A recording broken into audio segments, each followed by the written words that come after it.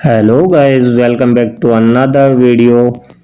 आज हम बात करने वाले हैं टॉप 10 क्राइम कंट्रीज़ के बारे में।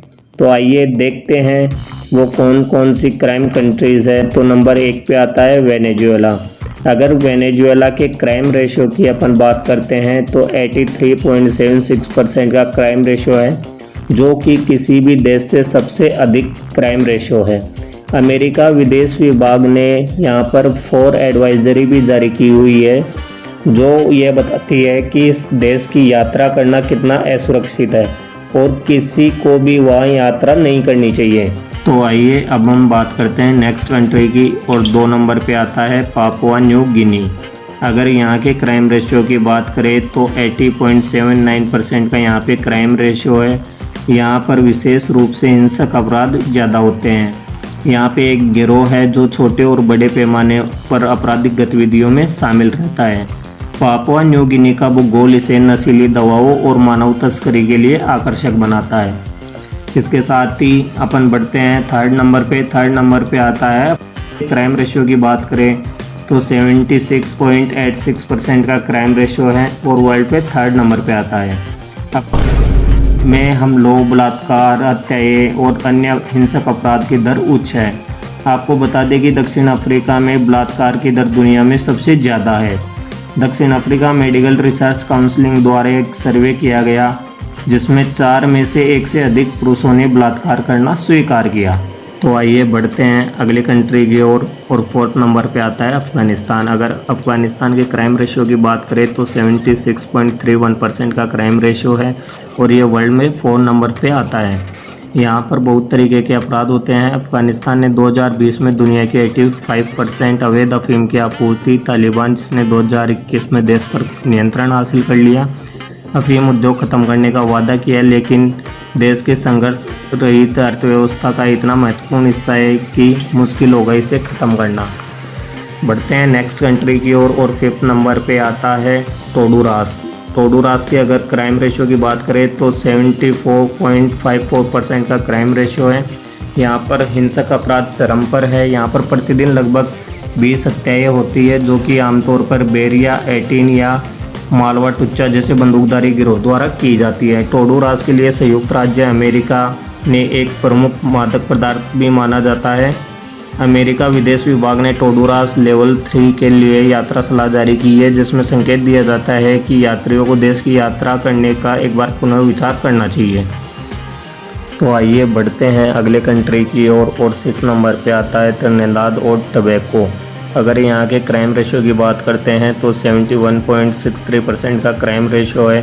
त्रिनिदाद और टोबैगो की सरकार को अपराध कम करने के लिए कई चुनौतियों का सामना करना पड़ता है, जैसे कि अगर एग्जाम्पल की बात करते हैं, परिवर्तन के लिए नौकरशाही, प्रतिरोध, गिरोह का नकारात्मक प्रभाव, ड्रग्स, आर्थिक मंदी और अत्यधिक बोझ वाली कानूनी प्रणाली।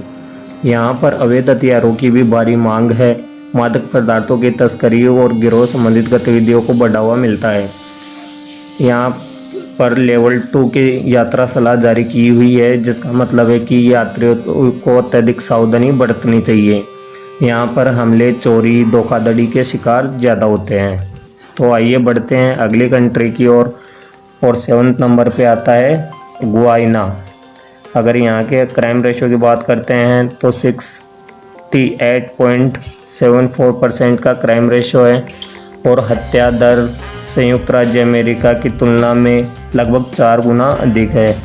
गुयाना में घरेलू हिंसा नियमित रूप से होती रहती है। यहाँ पर चोरी आम बात है।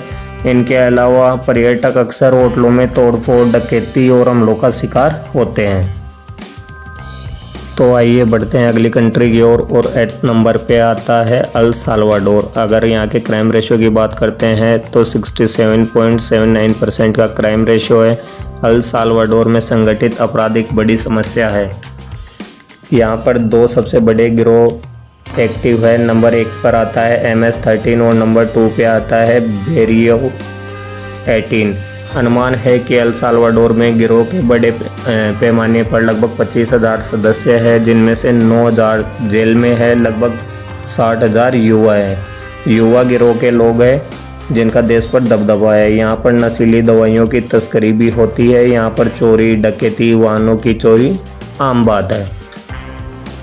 तो आइए बढ़ते हैं अगले कंट्री की ओर और 9th नंबर पे आता है ब्राज़ील। अगर ब्राज़ील के क्राइम रेशियो की बात करते हैं तो 67.49% का क्राइम रेशियो है। यहाँ पर विशेष रूप से हिंसक अपराध होता है। 2020 में ब्राज़ील में हत्या दर 1 लाख निवासियों पर 23.6 हत्या थी और पिछले वर्ष यहाँ पर 30.8 जितनी अधिक हत्याएं थी। ब्राज़ील की सबसे बड़ी समस्या है संगठित अपराध। यहाँ पर गैंगवार होना आम बात है। ब्राज़ील में नशीली दवाइयों की तस्करी चरम पर है। इसके साथ ही बढ़ते हैं अपनी आखिरी और 10th नंबर की कंट्री की ओर, जिसका नाम है जमैका। जमैका का अगर क्राइम रेशियो की बात करते हैं तो 67.42% का क्राइम रेशियो है। यहाँ पर गिरोह गतिविधियाँ और यौन उत्पीड़न सहित उच्च स्तर के हिंसक अपराध से ग्रस्त है। अमेरिकी प्रवासी सुरक्षा सलाहकार परिषद ने जमैका पुलिस बल को कम कर्मचारियों वाला और सीमित संसाधनों वाला बताया।